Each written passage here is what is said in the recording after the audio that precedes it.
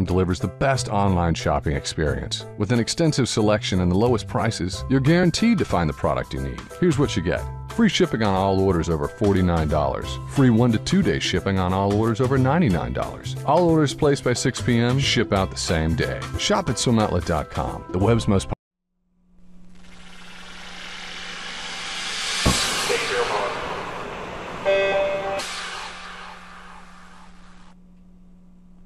This is the Morning Swim Show for Tuesday, July 10th, 2012. I'm your host, Jeff Cummings.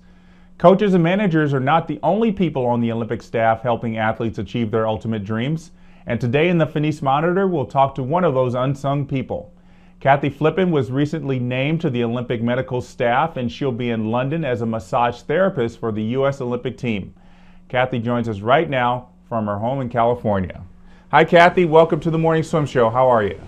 I'm well, Jeff. Thank you so much for having me. And thank you for joining us, and congratulations on being named to the Olympic team staff.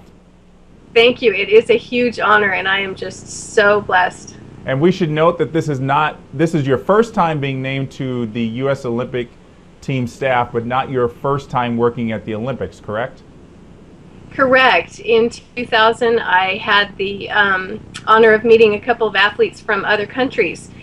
Mexico and Philippines. Juan Velos and Carlo Piccio were training here in Mission Viejo, and so for the 2000 Olympics I got myself to Sydney and told them that I was available to do massages, so they got me in as a guest to do massage for them, and that was very exciting because then I got to do massage for some of the other athletes on their team, the boxers, rowers, race walkers. It was really, really a wonderful time. Probably really good to kind of be right in the thick of all that excitement. Oh my goodness, yes, it just blew my socks off. It was incredible. So what's the process to get named to the Olympic medical team staff? Well, it's taken me 13 years actually to go through the process. I first met a swimmer, one of the American swimmers, Chad Carvin, that lives in Mission Viejo and was training for the 2000 Olympics, and that's how I met also Carlo and Juan, because they were training partners. And so Chad needed massages weekly getting ready for the 2000 Olympics. And I asked him, well, who's your coach? And so he gave me Coach Rose's phone number, and not even knowing he was such an icon in the swim community, I just innocently called him and said, hey, Coach, you know, I'd love to help you take care of your swimmers. And I went and volunteered and did some massages for his swimmers at the pool. And then I told him when Olympic trials came, it was just breaking my heart to take care of the team all year and then let them go not knowing if they were going to have good massage while they were there, because I know staff passes are limited. It's not that they wouldn't have good massage therapists available, but that they weren't able to get them in. So anyway, I told Coach Rose that I'd love to go to Olympic trials, and so he took me to Olympic trials, and there I met Brian Campbell, who's a chiropractor and massage therapist. He was working for another swim team, and he informed me of the process to apply for USA Swimming to be on the international trips. So I did that, and they season you. They bring you in for small local trips, then they bring you on bigger national trips that are still within the United States, and then they take you on the more international, the larger international scale trips. And at each step, they're watching to see how you behave and how you handle the pressure, how you handle the athletes, if you're the see the job, do the job kind of person, or if you're going to act sort of like a prima donna and say, well, it's not my job to take out the trash, so I'm not going to help with that. You know, they like to have people that will just pitch in and do anything and everything that needs to be done. So they watch how you react through all of those experiences, and then hopefully if you are a good match with the other personalities on the team, the other athletes, the skills, then they'll invite you to the big show. And here you are, getting ready to go to the big show. And here I am. So you'll be joining the Olympic swimmers in Knoxville, where they are currently at their training camp. You'll be joining them on Thursday. What will your role be with them for these next 3 weeks? My role will be of support. They need massages first and foremost. I'm not the only person that's on that team. Brian Campbell, bless his heart, has been on at least 3 and possibly a 4th Olympic journey, so he will be there. We also have Jennifer Harmon from Arizona. She's another massage therapist, and Keenan Robinson from Michael. He's Michael Phelps' right-hand guy. He's an athletic trainer. The 4 of them will be the team also supporting, the 4 of us will be the team supporting, and Scott Rodeo is our head doctor.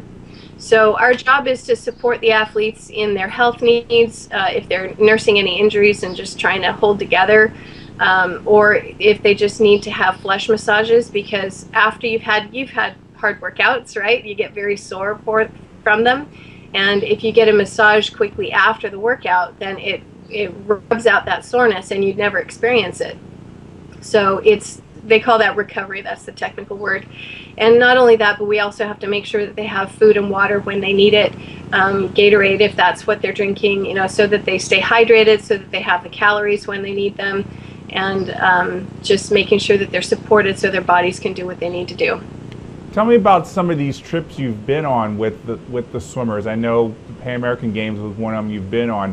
What's it like for you when it's finals and you've got all these swimmers who are getting ready for probably what is at the moment the biggest race of their lives, and they've just come out of the pool, they've warmed down, and they've got another big race tomorrow? Kind of what are you kind of the person who has to think on their feet of what does this specific person need, or are you able to pretty much just kind of go with the flow in terms of what they need?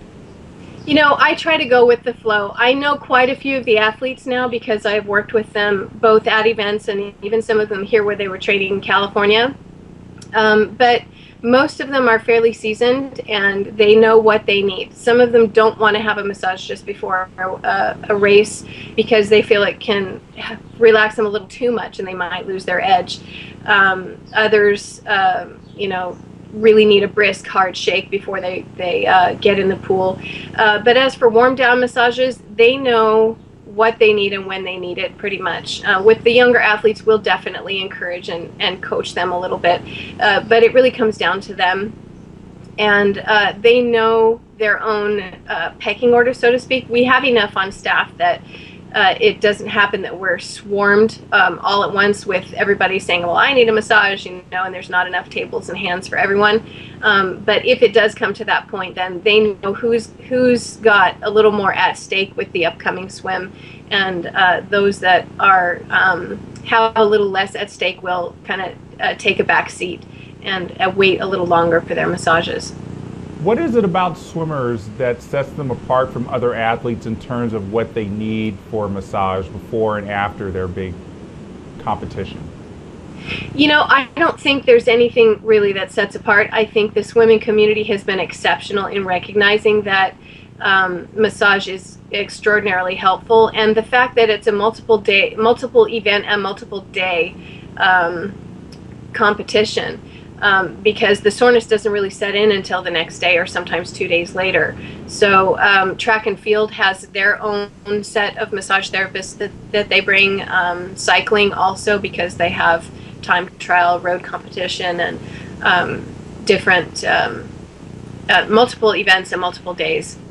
So all athletes, I think, need massage. And in my own practice, I work with swimmers, I work with triathletes, I work with runners, cyclists. I've even worked with a champion ping pong player and rower. So all athletes need it. They're not unique. Yeah, the human body's just the human body. It is. And the level of intensity, of course, with this level of competition is really what is going to make you sore, because some of them say that they're just willing to hurt a little more than the next guy in order to get to the wall. So that level of lactic acid buildup, in the body is what makes you sore. If you're going long and slow, like if you take a walk, rather than a sprint run, you're not going to get sore with the walk, even though it takes you longer to get there.